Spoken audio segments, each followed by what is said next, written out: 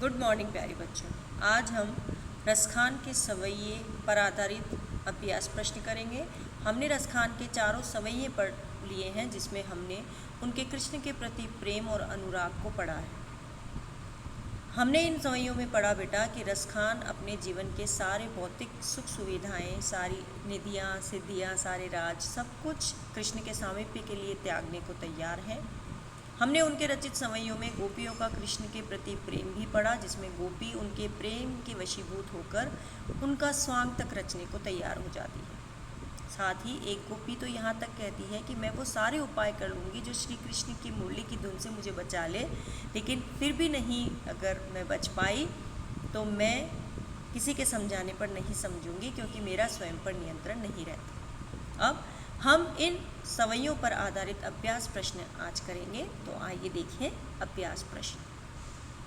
हमारा पहला प्रश्न है बेटा, ब्रज भूमि के प्रति कवि का प्रेम किन किन रूपों में अभिव्यक्त हुआ है?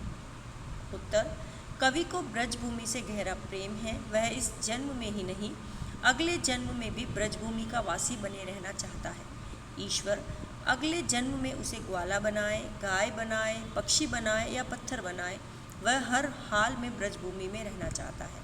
वह ब्रजभूमि के वन, बाग, सरोवर और करील कुंजों पर अपना सर्वस्व न्यौछावर करने के लिए भी तैयार है। प्रश्न 2, कवि का ब्रज के वन, बाग और तालाब को निहारने के पीछे क्या कारण है? उसमें है ना कि जब से रसखान कबो इन आँखिन से ब्रज के वन बाग तड़ाग निहारो, है ना।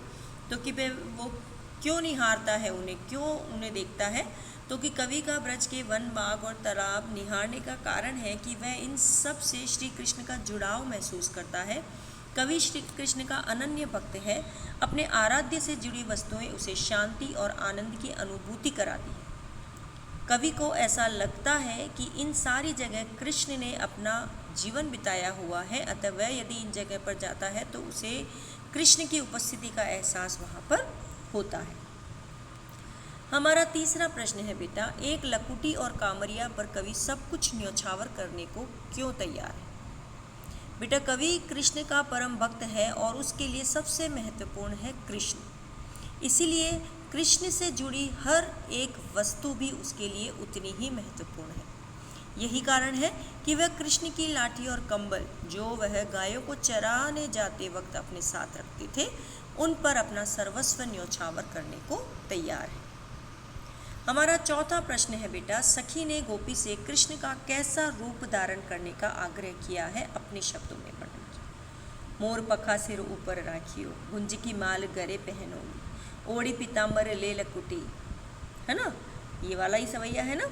तो सखी ने गोपी से कृष्ण का ठीक वैसा ही रूप धारण करने का आग्रह किया है जैसा श्री कृष्ण दिखते हैं। इसके लिए उन्होंने सिर पर मोर पंखों का मुकुट धारण करने के लिए, गले में गुंज फूलों की माला धारण करने के लिए, शरीर पर पीले वस्त्र पहनने के लिए और हाथ में लाठी लेने का आग्रह किया है।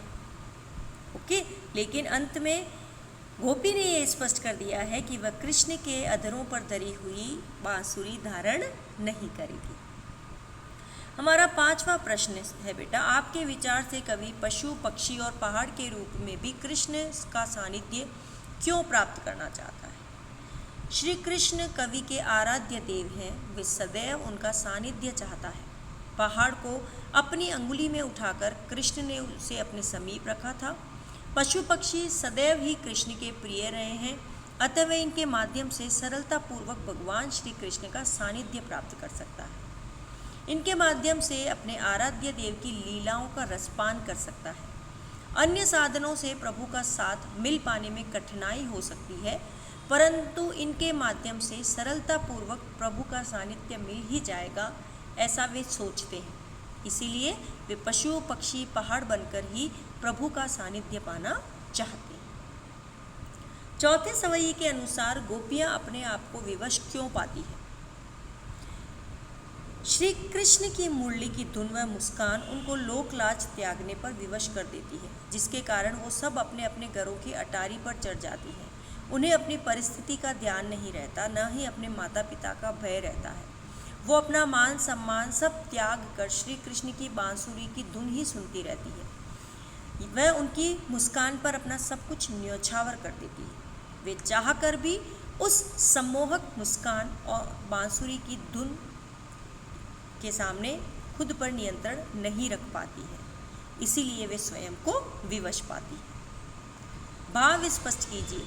कोटिक एकल धोत के दाम, करील के कुंजन ऊपर वारो। इस पंक्ति का भाव यह है बेटा कि रसखान जी ब्रज की कांटेदार झाड़ियों व कुंजन के सोने महलों का सुख न्यौछावर कर देना चाहता है ना, कि जो सुख ब्रज की प्राकृतिक सौंदर्य को निहारने में है वह सांसारिक वस्तुओं में बिल्कुल भी नहीं है। वह अपने करोड़ों सोने चांदी के महल करील के कुंजनों पर वारने के लिए तैयार है। मायरी व मुख की मुस्कानी संभाली न जेह न जेह न जेह। यहाँ गोपियाँ कह रही है कि श्री कृष्ण की मुस्कान इतनी मोहनी व अद्भुत है कि वह स्वयं को संभाल नहीं पाती, अर्थात उनकी मुस्कान में वो इतनी मोहित हो जाती हैं कि लोक लाज का कोई भी भय उनके मन में नहीं रहता और वे श्री कृष्ण की तरफ खिंचती चली जाती है। प्रश्न नंबर 8 है हमारा बेटा, कालिंदी कूल कदम्ब की डारन में कौन सा अलंकार है? बेटा एक अलंकार होता है अनुप्रास, जिसमें वर्ण अक्षर की आवृत्ति होती है, अक्षर बार बार आता है। तो यहाँ पर देखिए कालिंदी का क, कूल का क, कदम्ब का क, अर्थात क वर्ण की आवृत्ति हुई है, अतः यहाँ पर अनुप्रास अलंकार है। काव्य सौंदर्य स्पष्ट कीजिए। या मुरली मुरलीधर की अदरान धरी अदरान धरो, है ना, कि इसकी सुंदरता स्पष्ट करनी है हमको। इस छंद में गोपी अपनी दूसरी सखी से श्री कृष्ण की भांति वेशभूषा धारण करने का आग्रह करती है। वह कहती है कि तू श्री कृष्ण की भांति सिर पर मोर मुकुट व गले में गुंज की माला धारण कर, शरीर पर पीतांबर वस्त्र पहन व हाथ में लाठी डालकर सबके सामने आओ, ताकि हमें भी श्री कृष्ण तुम में दिखाई दे और हम भी उनके सौंदर्य का रसपान कर सकें। उनकी सखी के आग्रह करने पर वह तैयार भी हो जाती है, परंतु श्री कृष्ण की मुरली को अपने होठों से लगाने के लिए तैयार नहीं होती, क्योंकि वह मुरली उसे सौतन की तरह प्रतीत होती है, क्योंकि श्री कृष्ण सबसे अधिक उसी मुरली को प्रेम करते थे।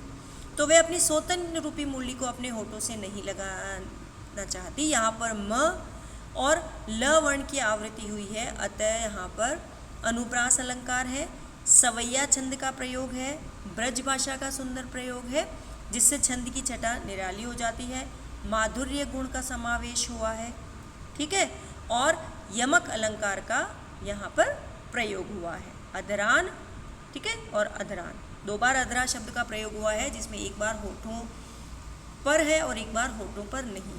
ठीक है बेटा, ये हमारे इस पाठ के अभ्यास प्रश्न हैं। आपको आज इन प्रश्नों को बहुत अच्छे से समझना है और अपनी हिंदी की कॉपी में करना है। ओके बेटा।